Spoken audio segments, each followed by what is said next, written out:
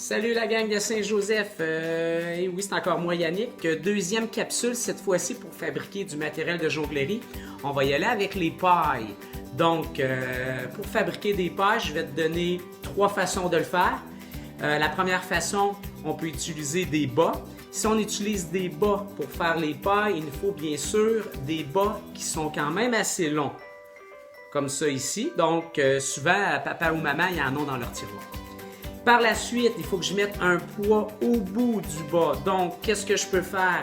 Je peux prendre des bas qui sont plus petits. Je viens faire une boule avec et je viens insérer mes bas à l'intérieur de mon grand bas pour faire un poids.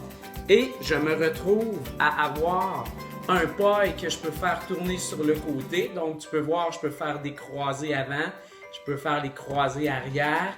Donc, j'ai juste à m'en faire deux. Donc, j'y vais avec l'autre bas. Maintenant, deuxième façon de fabriquer des pailles. À la maison, si jamais tu as des sacs à pain, donc moi, il me restait des sacs à pain, je les récupère toujours. Donc, je prends mon sac à pain, même principe, je dois venir mettre un poids dans le bout de mon sac à pain.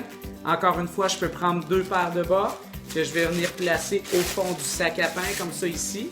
Je tiens mon extrémité et je viens faire tourner mon sac à pain ici pour faire un paille et je refais la même chose pour avoir deux pailles avec un deuxième sac à pain.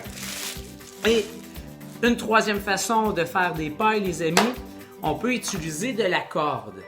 Faites attention, prenez pas de la ficelle parce que c'est trop petit, il faut quand même une bonne corde, ça peut être de la corde jaune aussi. On fait un nœud à l'extrémité pour créer un mini poids au bout. Et donc, je me retrouve à avoir mes cordes ici.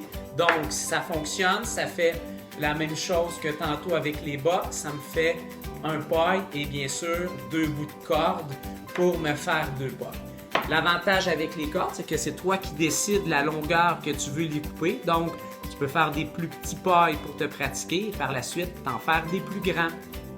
Super gang, donc je te laisse fabriquer tes pailles à la maison. Merci, bye!